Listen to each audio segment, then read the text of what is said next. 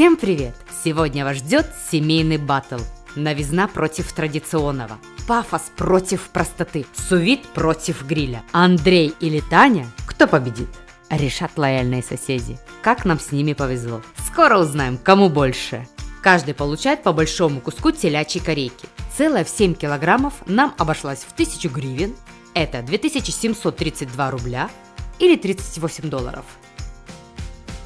Кстати, если вы смотрите нас за пределами СНГ и знаете английский, то вам будет интересно посмотреть англоязычный канал нашего сына Vanzai Kitchen. Ссылку ищите в описании. Поехали! Я выбрал кусок, где больше мяса и меньше кости. Сначала снимаю мясо с кости, а потом зачищаю их. Хорошо солим и втираем.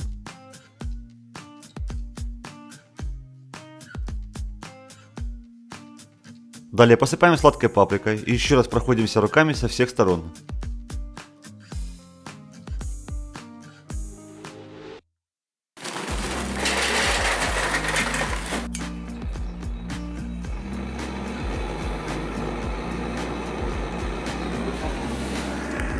Насыпаю угли в стартер и с помощью горелки разжигаю их. Когда угли достаточно разгорелись, высыпаем их в барбекю.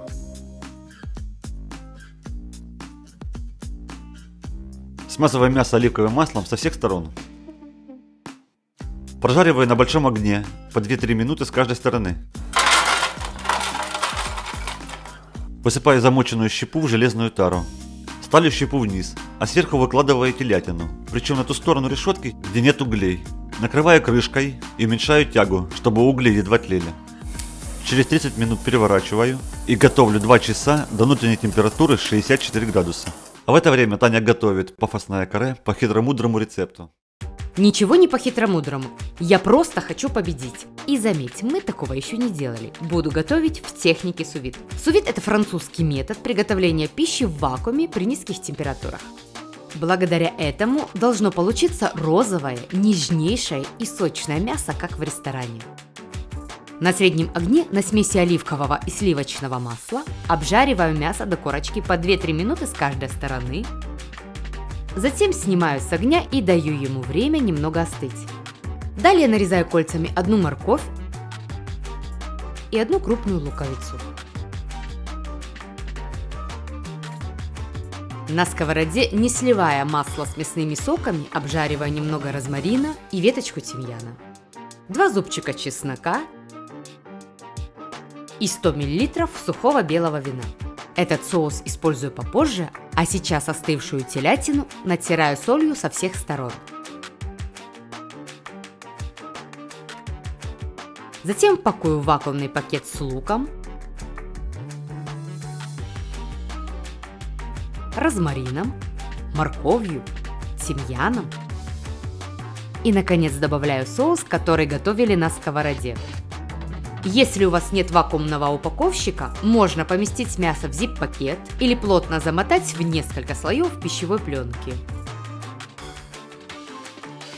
Получилось эффектно, я даже готов проиграть. За это тебя я люблю. Так хочу у тебя выиграть вчистую. Лучшие повара мира готовят телятину сувид при температуре 62 градуса. Чтобы довести до готовности 1,5 килограмма телятины, потребуется варить ее на самом маленьком огне 4 часа.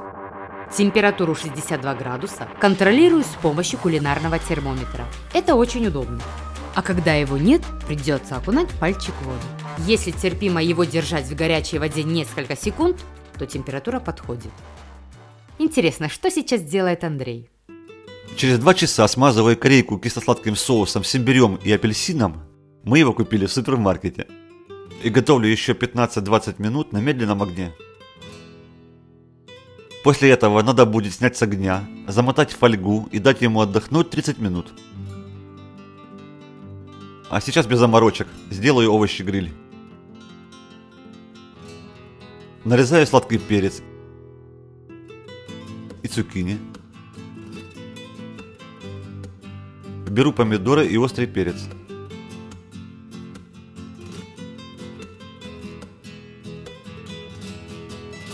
Выкладываю на решетку и смазываю кисло-сладким соусом, который использовал для мяса.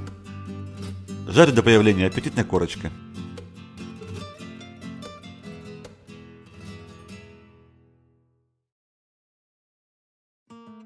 Пора отделить белок от яйца.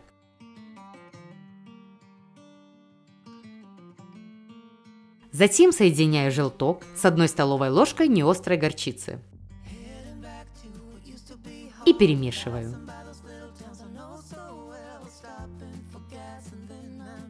Далее перебиваю в блендере 100 грамм панировочных сухарей и 100 грамм петрушки.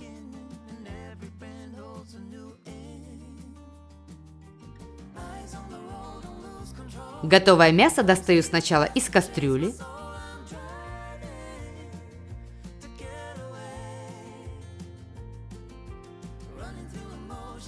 а затем из пакета.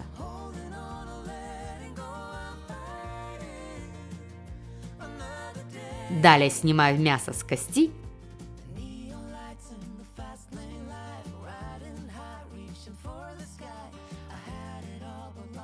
и только после этого их зачищаю.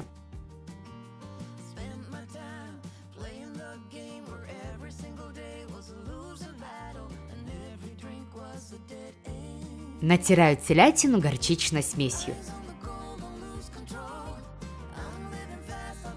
Все идет по плану, просто замечательно. Теперь по рецепту необходимо обсыпать мясо зелеными сухарями, но не задача, эта зеленая масса как пластилин. А причина в том, что мне захотелось более зеленой панировки, и я дополнительно за кадром добавила еще немного петрушки. Кое-как я ее все-таки приклеиваю.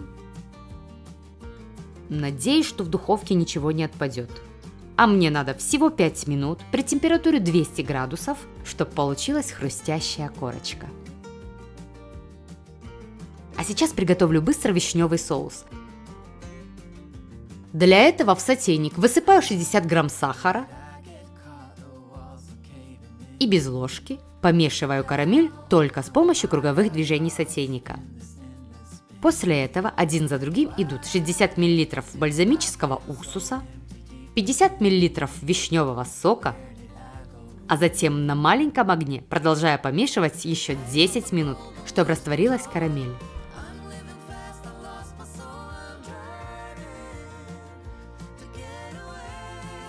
Соединяю немного воды и 10 грамм кукурузного или картофельного крахмала. Сначала в сотейник добавляю 100 грамм размороженной вишни, а затем крахмал. И еще 30 мл воды. Отличный соус получился. Посмотрим в духовку, не рухнули ли мечты мои на победу. К моему счастью, корка на месте. Пришло время показать наши кардинально разные корейки. Андрей разрезает на кусочки сначала мое мясо.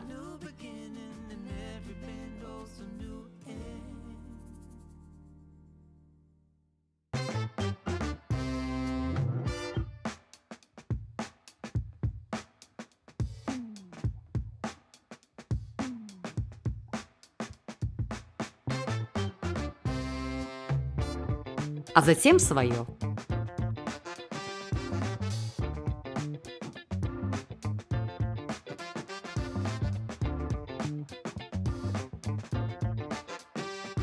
Нам надо будет его еще красиво оформить, так как в батле будет учитываться не только вкус блюда, но и его подача, его внешний вид.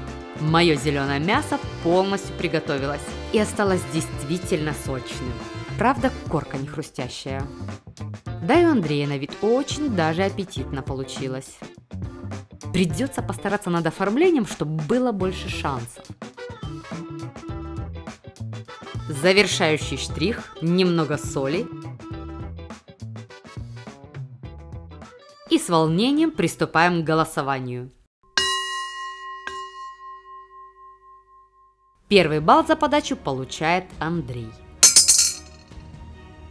Второй справедливо достается мне. О нет, где справедливость? Еще 1 балл в копилку Андрея. Шансов все меньше. Проигрывать легко, а победить сложнее, но возможность еще есть.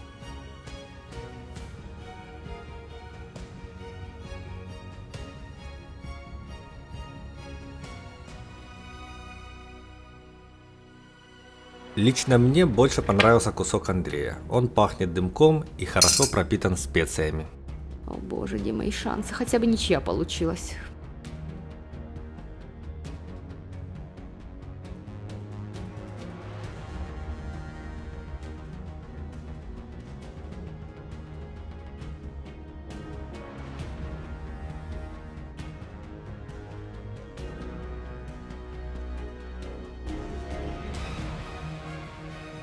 Танюш, ты извини, но я не понимаю этот вкус. Мне он кажется сыроватым и как-то специй мало по вкусу, а у Андрея дымком и весной пахнет.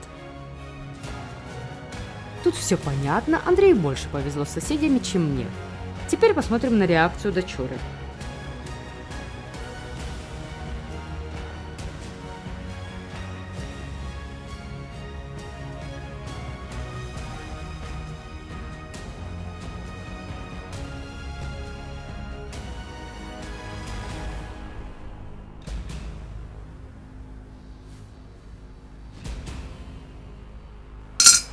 Хоть она меня порадовала в этом проигрыше вчистую.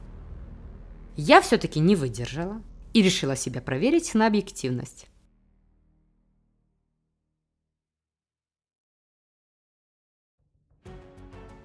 Ну вкусно же. Ты еще мое не пробовала.